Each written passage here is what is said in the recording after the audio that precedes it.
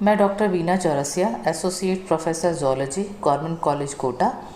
आज मैं आपको न्यूक्लिक एसिड के स्ट्रक्चर के बारे में बताऊंगी। जैसा आपको पता है, न्यूक्लिक एसिड दो फॉर्म में लिविंग सिस्टम में एक्टिवली मिलता है। एक है डीएनए और दूसरा है आरएनए।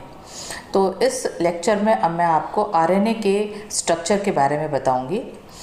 आरएनए का स्ट्रक्चर जो है वो चार प्रकार से हम इसको स्टडी कर सकते हैं स्ट्रक्चर को। एक है प्राइमरी स्ट्रक्चर, दूसरा है सेकेंडरी स्ट्रक्चर, तीसरा tertiary structure and quaternary structure. तो ये चार लेवल्स होते हैं न्यूक्लिक एसिड के स्ट्रक्चर का और उसी प्रकार से आरएनए के स्ट्रक्चर का। प्राइमरी स्ट्रक्चर में जो न्यूक्लियोटाइड्स होते हैं ये फॉस्फोडाइस्टर बॉन्ड से एक दूसरे के साथ ज्वाइन होते हैं। तो ये जो एक पॉलीमर बन जाता है न्यूक्लियोटाइड्स का, इसी को हम प्राइमरी स्ट्रक्चर कहते हैं। इसके अंदर जो कंपोनेंट्स होते हैं वो होता है नाइट्रोजन बेस और राइबोस शुगर और फॉस्फोरिक एसिड। तो इनके बीच में जो है एक न्यूक्लियोटाइड फॉर्म होता है और इस न्यूक्लियोटाइड के सीक्वेंस को जो पॉली न्यूक्लियोटाइड बन जाता है, इसी को हम प्राइमरी स्ट्रक्चर कहते हैं। आरएनए में नाइट्रोजन जो बेस मिलता है वो है एडेनाइन, गुआनाइन, साइटोसिन और यूरैसिल। ये जो स्ट्रक्चर दिख रहा है ये है प्राइमरी स्ट्रक्चर। इसमें आप देख सकते हैं कि एक जो राइबो न्यूक्लियोटाइड है वो दूसरे के साथ फॉस्फोडाइस्टर बॉन्ड से जुड़ा हुआ है और इस तरह से ये पूरा का पूरा सीक्वेंस बन रहा है।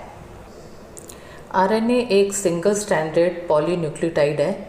ये इंट्रा मॉलिक्यूलर लेवल पर कुछ बॉन्ड्स बनाती है और इस बॉन्ड्स के फलस्वरूप कुछ स्ट्रक्चर्स बनते हैं और इन स्ट्रक्चर्स को हम सेकेंडरी स्ट्रक्चर कहते हैं। इन स्ट्रक्चर्स में जो कुछ स्ट्रक्चर्स है जैसे लूप है, बल्जेस हैं, स्ट्रैंड्स हैं, हेयरपिन लूप है।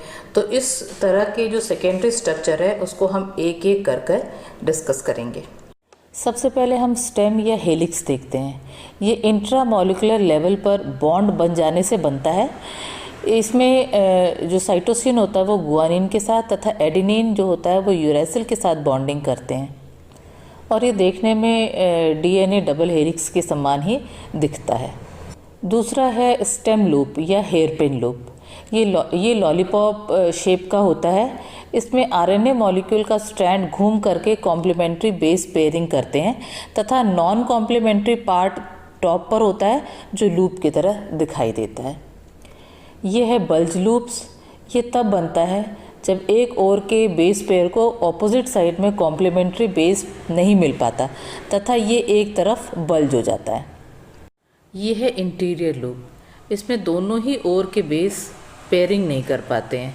इस प्रकार से दोनों तरफ बल्ज फॉर्म हो जाता है और इसको इंटीरियर लूप कहा जाता है। ये है सीडोनॉट। इसमें दो स्टेम लूप्स होते हैं तथा दोनों स्टेम लूप का एक भाग जो बीच में होता है वो दोनों के बीच में कॉमन होता है। ये जंक्शन या मल्टी लूप्स है।